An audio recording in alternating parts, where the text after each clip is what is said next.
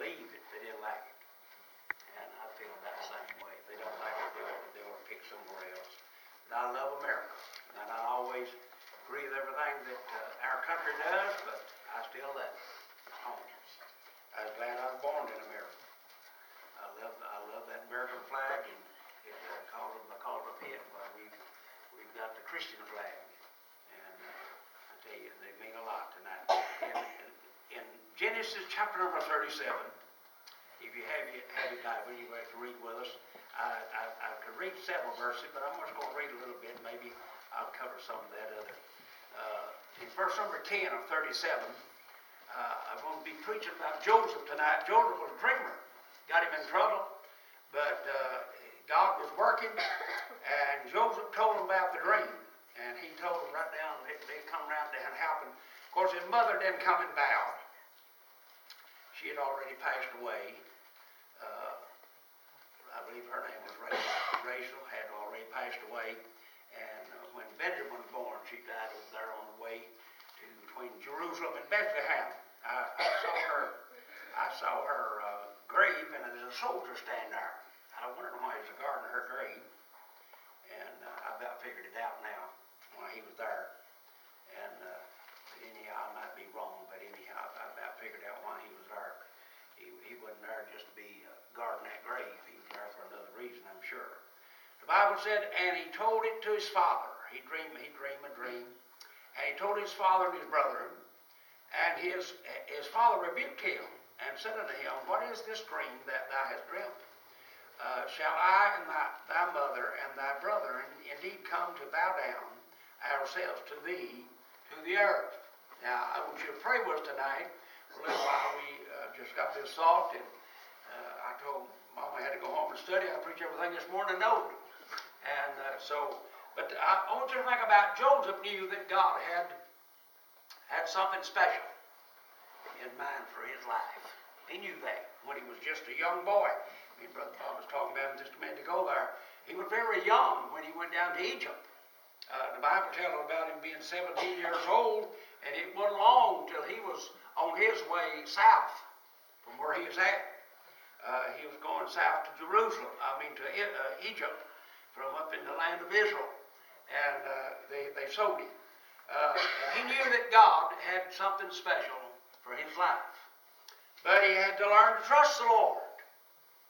And it didn't happen all at once. David, God had something great for David, but David, it took him a while before he ever got to that position. He had to run from Saul for a long time. But I want to think about Joseph for a little while. They learned to trust the Lord. When they put him in the pit out there in the old, I guess something like a dug well, there wasn't no water in it, the Bible said, but they put him in there, and it didn't seem like that God had something great for his life or something special. But it did. He had to go there. He had to be patient and trust in the Lord. And when they sold him to that bunch of travelers come through there, and they carried him down to Egypt and sold him again, it didn't look like things was going his way, but it got a little better for him. He began to come out in the light a little bit and got a little better, but first thing you know, he was in prison. You know, God knew that he was going to that prison, and he had everything ready for him. And he knew that where that he'd have to be for God to be able to use him. Now, we don't understand all these things. There was time that maybe the hopes of Joseph grew very slim because my friend, of where he was at, what he was having to suffer. But the Bible said the Lord was with him. He was with him in such a way that these people that didn't know God, these heathens, my friend down there in Egypt, they didn't know the God of heaven, and they saw that the Lord was with him. Boy, I'd like to live a life that people could see that Jesus was with me. Joseph lived that kind of life as a young teenager. And my friend, he lived for God. Now, a lot of folks think that salvation is just for old folks, probably like me. And that to live their life and about use it up, and it's all right to go for God then. But Joseph went for God when he was a teenager, my friend, and the Bible said God was with him. My friend, and his brothers thought they thought they sent him down to Egypt, but Joseph said it wasn't you, but it was God. God had sent me ahead to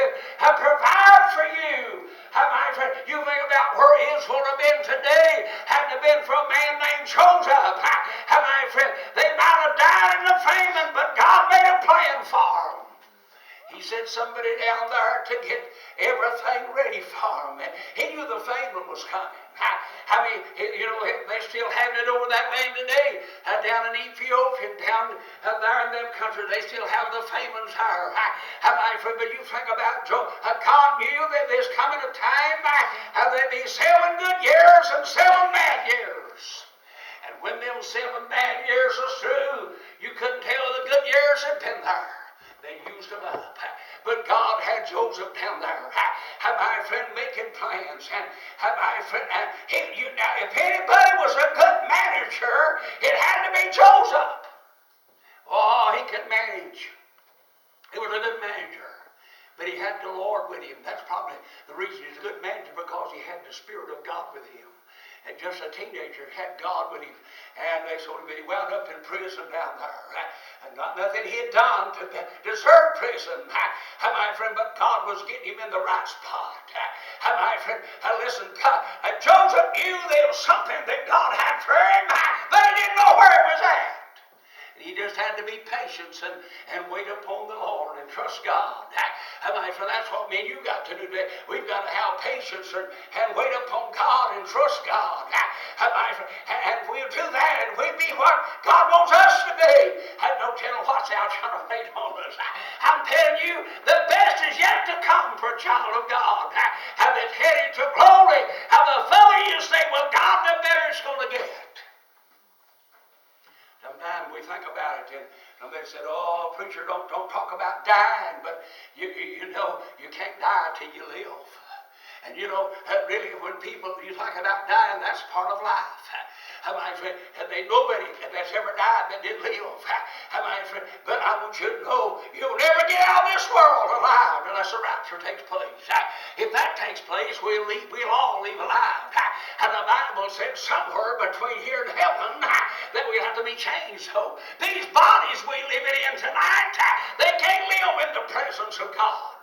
Couldn't stand the power. Too much greatness there that man couldn't stand. Oh, tonight I think about Joseph down in prison, and one day Pharaoh got angry with some of his servants, and they threw them in the king's prison. And where Joseph was at, he wasn't the low-class prisoner, but he's up there. God had him up there in the right spot, and he put him, and they ripped a dream, and they didn't know how to interpret it. And somebody said, Joseph can do it. He knows how to interpret dreams. And he told one of them, said, you're going to die. And he told the other one, said, you're going to be restored to your service out of Pharaoh. My friend, and he said, I want you to know, when you're restored, I want you to put in a good word for me to Pharaoh.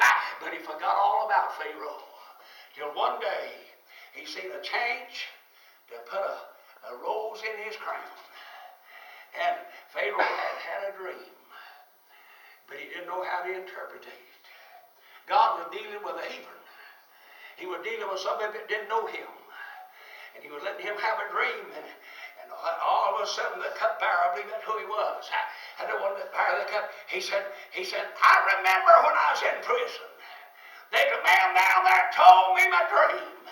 All of a sudden, they sent for Joseph.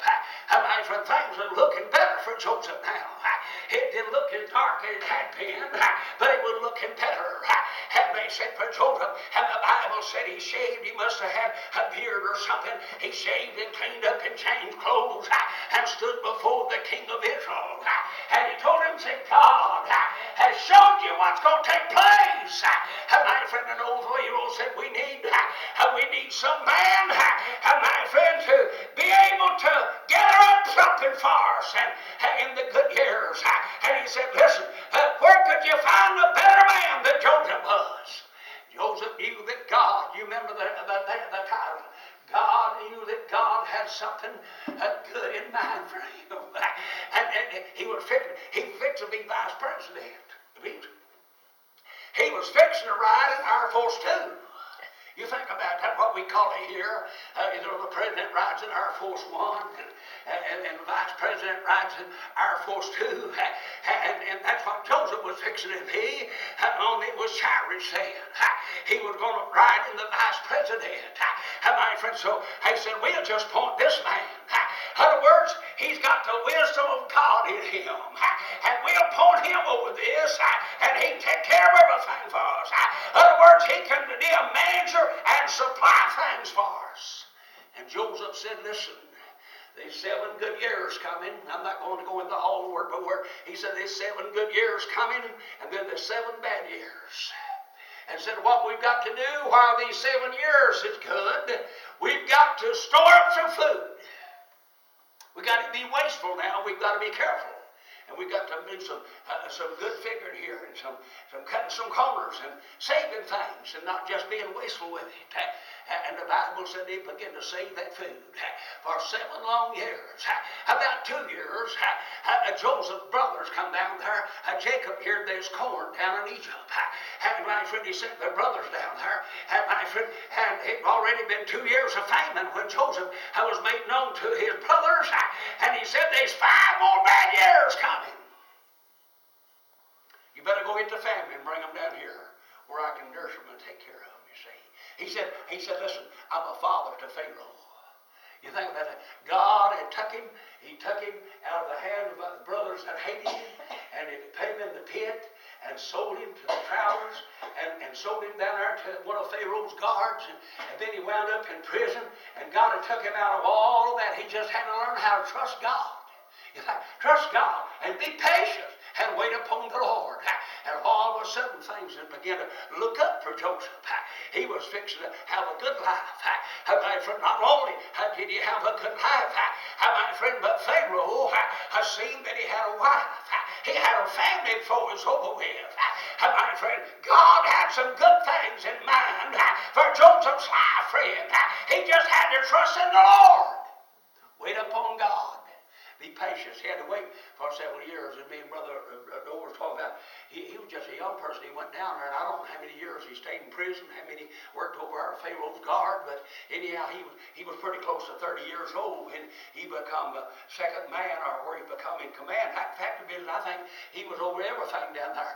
And Pharaoh said that nobody was going to do nothing except Joseph give the word. Joseph's going to be the one that gives the word for people to move and do anything. And we're going to listen to what Joseph had to say. He's very intelligent and he's smart, and he's got an intelligent spirit with him. And we want a man like that to store up the food for us and have it ready for us when we get hungry. And the Bible said them 7 years coming. I mean, Joseph got everything he could. Boy, he bought up the land. He bought it all for Pharaoh.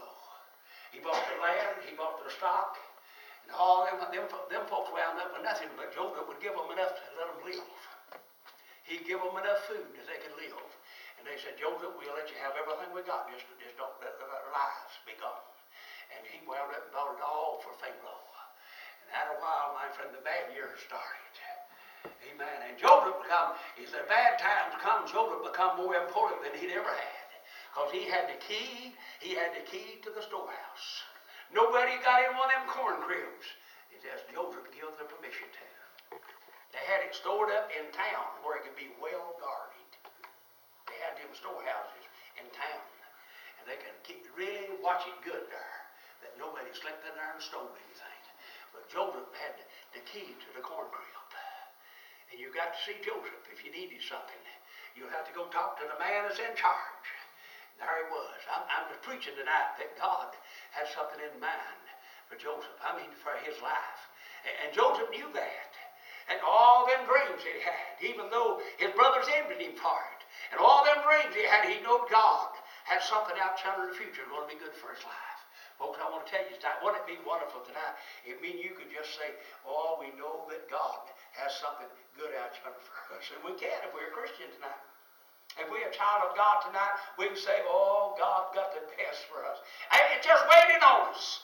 We may have to go through the valley of the shadow of death before we get there. But friend, I want you to know the best is yet to come.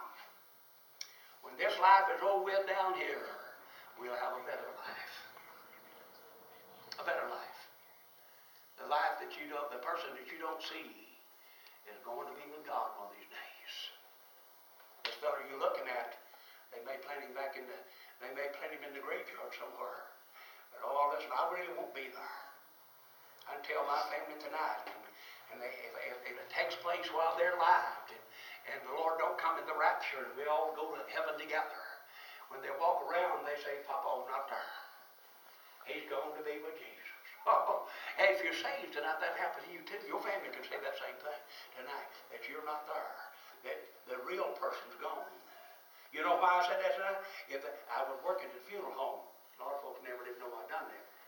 But I used to work at the funeral home up here. And a fella come up there and he said, he told me one day, one of the guys working there did, he said the soul's still back there in that person. We had him back there on the place where they embalmed him and got ready to dress him, put him in a casket. And he said that his soul was still in him. I said, man, what are you talking about?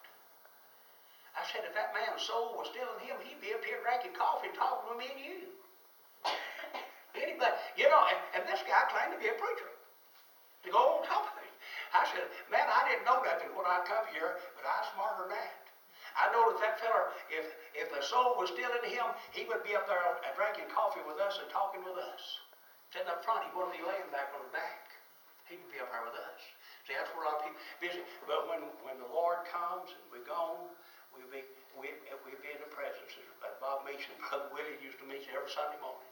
If I hadn't had a Bible, I could learn that verse. Well, he told it to me every Sunday morning. I reckon forgot telling it.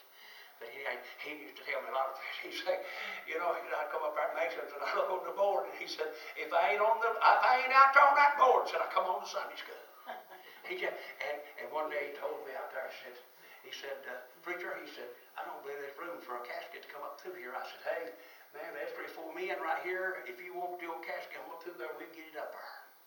He looked it over out there one morning and he said, I just don't believe. So Mason come there and he looked and he said, I said, do you need to change anything? He said, we can handle it just like it is. And they just lifted him up over that rail and come right up over the top and had his field care for the church. But he enjoyed life. He looking forward to go to be with God. Notice Dave was getting short. Those old ladies said he just kind of make it up. Said if his name went up there, he just come on the Sunday school. That's back when he's still driving. You know, of course, he got where he couldn't drive. And a few of us had to go back and get him a few times. But listen, you think about it. The day that he left this world, if he'd been driving, he wouldn't have been able to park his vehicle because he left so fast. You think about it. Then when they pull it over the side, what the doctor told him, said you would never pull it over the side when he left. Oh, listen, folks, but he's better off today than we are. He's outstripped us, and he's already crossed over. As the old saying is, he done crossed the river. He's on the other side, and waiting for us to come home if we say you know the Lord tonight. Think about it. But Joseph knew that God had something special for his life. Oh, tonight, listen. And no doubt God has something special for your life. You may be already enjoying it. You may the best thing that maybe ever happened in your life may be happening right now. And you don't even think of that. Look back over your life and how maybe back then how things was with you and how it is today. And that ought to put a spring in your step and joy in your heart and say, Lord, I never thought about the Lord blessing me like that. He's blessed us today. Really, I said, old Brother James Luckett, he's done go to be with the Lord, but he said one day that God took him out behind the plowing the mule and put him behind the pulpit. God began to bless him, and he told that he was a blessing to those that know him. A lot of folks used to hear him in the revivals, and he was a good humble man. I didn't know why it was as humble as he was, and I found out who his pastor was. I didn't know who his pastor was after he passed. Brother John Crow. Most humblest man I believe I've ever met in my life. He was too good. You know, there's some people just too good, people take advantage of them. You can be too good, and people just run over you. And that's the way some folks does an humble person. They just try to push them around because they're humble and they love God. Just because they get by with it. But you know what? If they love God, one of these days God said he'd take care of everything. Listen, the Lord said revenge is mine. He said, listen, I will repay. Listen, if somebody wrongs you now, you don't have to get even with them. Oh, somebody said, I'll tell you, I'm going to give them a lashing of my tongue. That's not for you to do that. You just let God take care of it, and he'll handle it the right way tonight. It's a blessing to be here tonight. All that we should come to the altar. Let's be dismissed, and let's remember Brother Buddy and Brother Frank. Who else is sick? Tommy McGraw. Brother Tommy McGraw. He's at home. I meant to tell that when I got up here and forgot it. He's at home. Brother Jimmy told me about him this morning. Nick Simpson family. Yeah, Jordan Reynolds. And yes, and Miss, the Edwards family, that Edwards lady, I didn't, they say I know her husband, but I can't replace him, but I guess I could see him and know him. But anyhow, Mac went down and had a problem the other night, and he knew she was getting close to passing, and they announced it this morning, and I didn't